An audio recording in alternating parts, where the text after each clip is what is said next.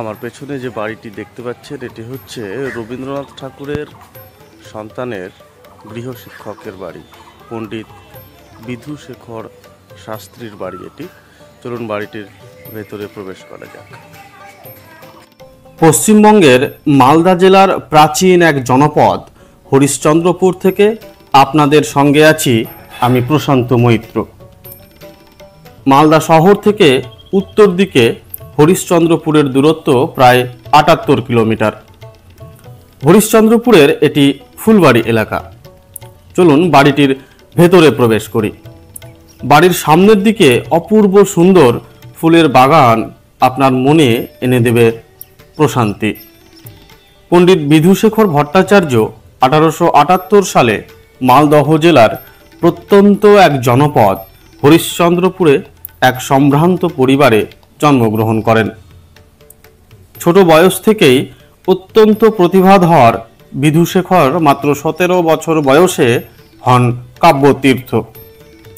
১৮৯৫ থেকে ১৯০৫ প্রায় ১০ বছর সংস্কৃত অনুশীলনে কাশিতে কাটান শাস্ত্রী মশাই।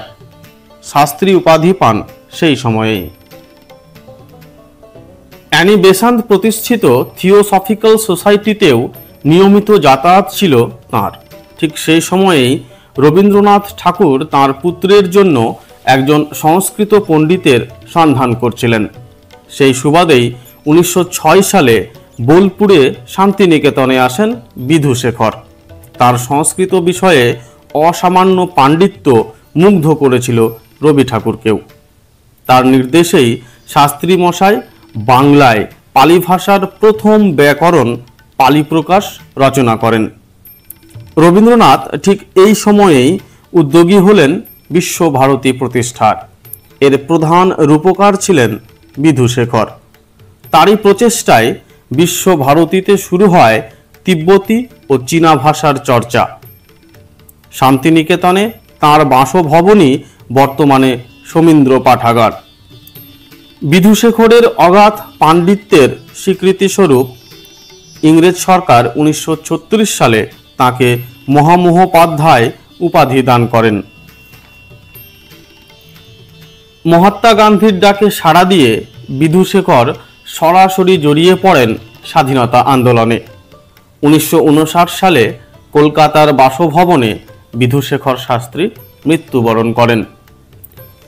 এই যে বাড়িটি ইতিহাসের সাক্ষী হয়ে মাথা তুলে আজও দাঁড়িয়ে আছে, তার মালিকানা হস্তান্তরিত হয়েছে বহুকাল আগেই। বর্তমানে ভবনটি একটি মেস হিসেবে ব্যবহৃত হচ্ছে, যার নাম ফুলবাড়ি মেস। বাড়িটি যে কয়েকশো বছরের পুরনো তা এর গঠনশৈলী, স্থাপত্য দেখলেই বোঝা যায়।